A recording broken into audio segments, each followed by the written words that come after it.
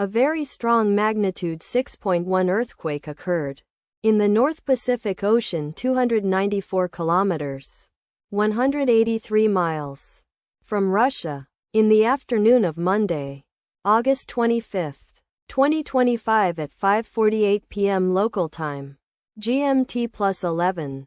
The depth of the quake could not be determined, but is assumed to be shallow. The quake was reported felt by some people near the epicenter. First to report, GFZ after 9 minutes.